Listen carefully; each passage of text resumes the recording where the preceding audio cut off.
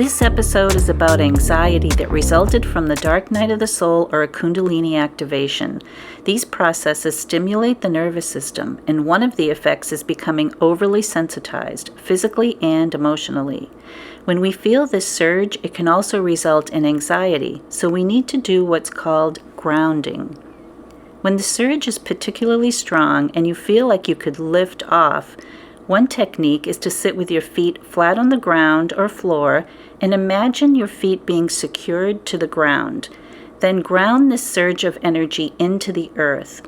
If you're outside, kick your shoes off for a few minutes. Grounding also works if we get that floaty feeling or an out-of-body feeling. It takes a while for our bodies to adjust to all of this. So here are some things that work for me. These are only suggestions as we are all different. Be honest with yourself if you need more traditional or professional help. Number 1, walking. Whenever I'm feeling what I call the surge, the thing I found that works best is walking or physical movement. If you're able to get out in nature, that's even better.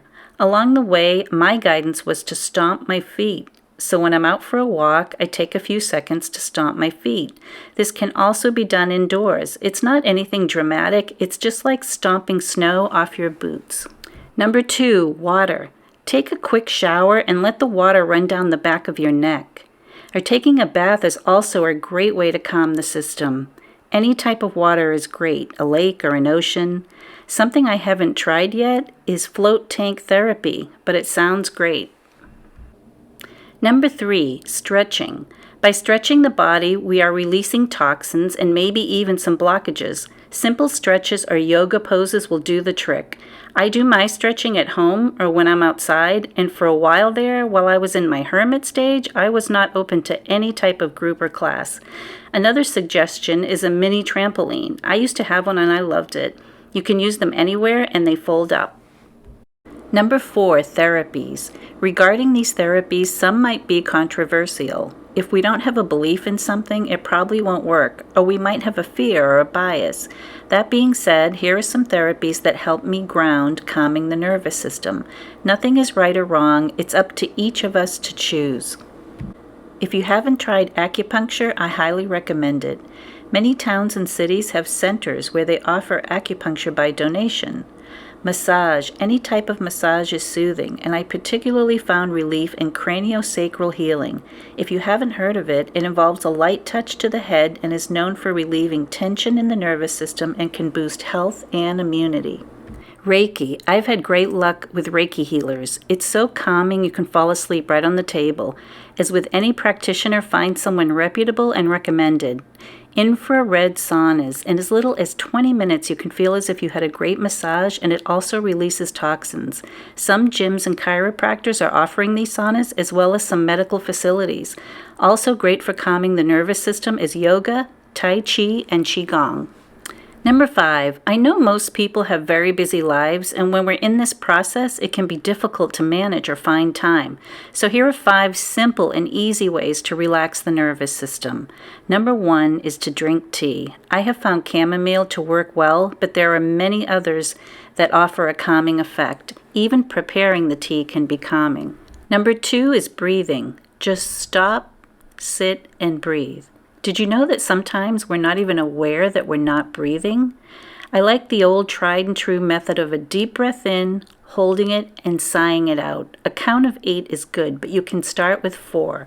Number 3, again, walking. If you're at home or at work, a walk around the block can help, and don't forget to breathe. Number 4, using cold and heat. Sometimes heat can flare up in our chest or the back of our neck, or at times we could use some soothing warmth to help us relax. I use a corn bag, which can be heated in the microwave or put in the freezer. They work great, but a cold or hot cloth can do the trick as well. Number 5, movement. Wherever you are, just move your body. It sounds so simple, but it works. Also, just shaking your arms and legs out. Number 6 is soothing sounds. With computers and TVs, we have so many options now. YouTube offers loads of soothing sounds with nature scenes, or I like Indian flute or crystal bowls, or maybe you like classical music or piano, maybe chanting. Put in your earbuds and listen to what soothes your soul, and drink some water or have a cup of tea. Number 7, intoning. This is another thing I was guided to do.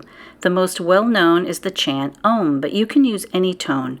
You can draw out any sound or just hum.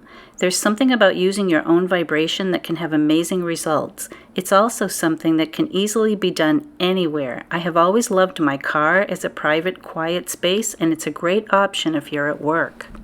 Number 8, finally, meditation. As easy as meditation is, we don't always take time for it, but here's the thing. It doesn't always have to be an hour long. It can be any amount of time you have. It can be contemplation or quiet time. It's taking the full stop. It's listening. It's a stillness of the mind. It's taking an inventory of how you feel, body and soul. The more you do it, the easier finding that connection will be. Something that helped me is with my eyes closed, I look at the space between my eyes, the top of my nose, and I focus there. The thoughts will be there, so just let them pass. It can be frustrating at the start, but you just have to stick with it. Depending on what stage you're at, it can feel overwhelming and insurmountable at times. This whole process can rock your world. We go from being unaware to facing our fears, our psyche, the shadow, our physical and mental health, and ultimately the truth. No longer in denial with our eyes closed, and it's no picnic. But as hard as it can be, this awareness is a gift, in my opinion. Otherwise, we would go on in our ignorance, repeating the same patterns over and over, never realizing our true self and maybe never rediscovering our true connection to Source. This leads to a full realization that is lasting, not temporary as with other mind-altering experiences. There are so many ways to calm the soul and find peace, which are not mentioned here, so feel free to share yours in the comments. As I always say, there's no one size fits all.